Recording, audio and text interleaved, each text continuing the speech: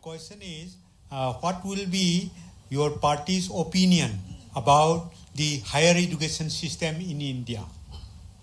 Because the way it is going on after the BJP come to the power, the education system, it has come down to a certain extent.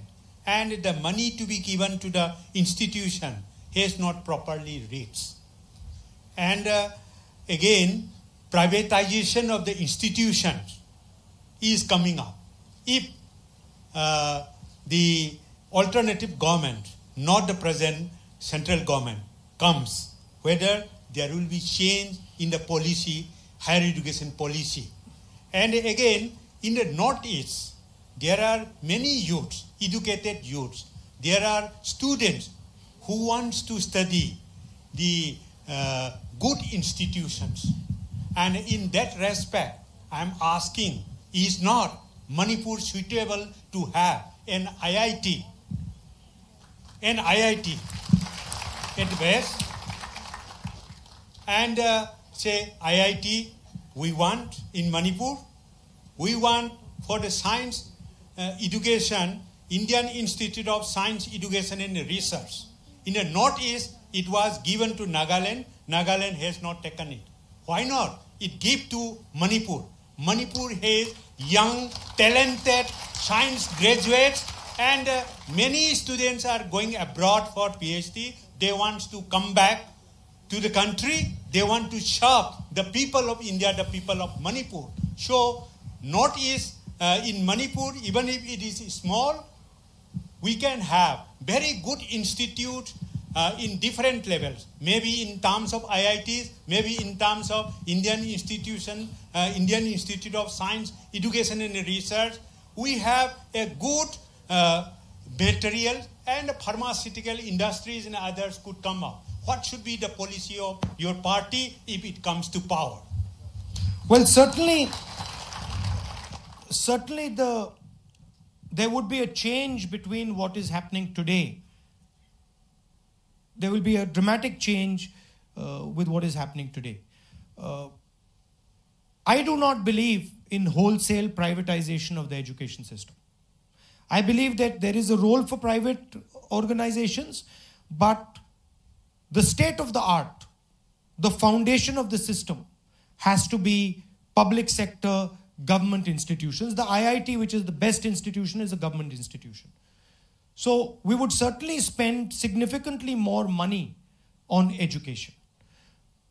We would not allow the capture of the education system by an ideology. So we would not be allowing, what is going on with the Manipur University and the RSS vice chancellors. Every university in the country now has an RSS man in charge. That is something that we will clean out, we will fix. We would like the universities to have an independent voice. We would like the universities to be the expression of the students, the professors, and the expression of the institution. We don't want to impose on top of that institution a viewpoint. Broadly, you would see a dramatic increase in the amount of money that is being spent in higher education and in primary education when we come to power. On the matter of Manipur having the best institutions in the country, I'm absolutely certain that Manipur has the capacity and the talent to have the best institutions. I will look into this matter, I will study this matter, and we will try and see if we can work something out where you get quality institutions in Manipur. Thank you. The next question is from Jangkochon Kongsai from DM College of Arts.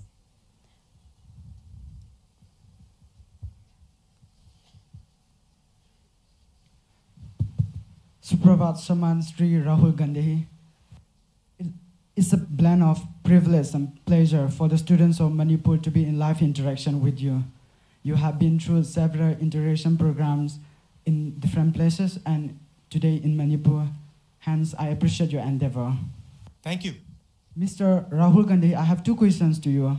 The first question is, what are your promises to the people of Manipur if you become a prime minister? And yet, the other question is, politically, what's your perspective on Prime Minister Narendra Modi? Thank you. My promise to the people of Manipur is that I will engage with the people of Manipur and listen carefully to what the people of Manipur feel and what they want.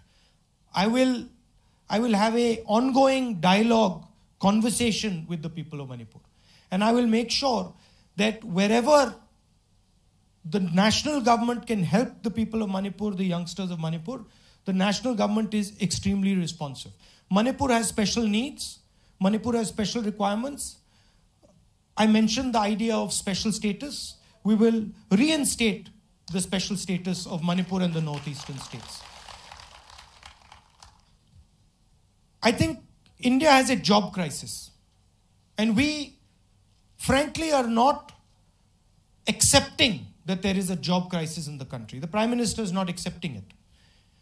I think we have to accept that there is a job crisis, and then the whole country has to become one in trying to ensure that we resolve this crisis. And Manipur has a role to play in that movement of creating jobs for this country. On Mr. Narendra Modi, my personal perspective, he's very good at publicity. He's probably the best at publicity in the country. He's very good at marketing himself. Excellent. I think maybe Baba Ramdev comes close, but between the two of them, they have #1 and #2 position in marketing in the country. However, the Prime Minister doesn't have the capacity to go into details. He doesn't like listening. He likes talking. He doesn't respect people's opinions. He doesn't want to put himself in the place of other people. There's a certain amount of lack of humility. I think a Prime Minister, the primary thing of a Prime Minister is the ability to be humble and to listen to people. Because if you listen to people, India, Manipur, they will guide you. They will tell you what needs to be done. If you don't listen to people and you think that you have all the answers, you can never succeed as a Prime Minister. So I think what Mr. Narendra Modi really lacks is the ability to listen. The other thing is, he's angry. An Indian leader cannot be angry. An Indian leader has to be loving, he has to be gentle, he has to be accommodating, he has to embrace everybody.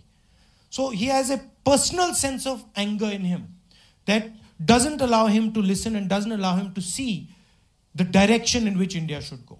But once again, publicity, #1.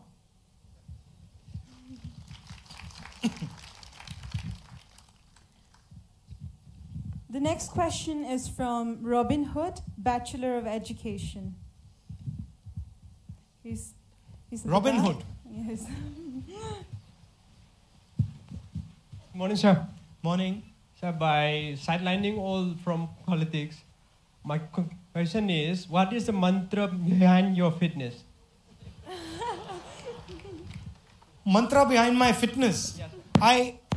On most days, regardless how busy I am, I try to take out 1 hour to do physical exercise. I'll do running, or I do Aikido, which is sort of like judo. I swim. I used to play football. I don't get much time to play football now. I don't have access to sort of a football game. But I keep busy. Yeah. But over the last couple of weeks, I've sort of been breaking my own rules. So I'm not getting much time. But I try to do at least 1 hour of physical exercise. Ladies and gentlemen, let's give him a big round of applause for his fitness, for being so young, for staying so young for us. The next question is from Bokato K, final year MBBS.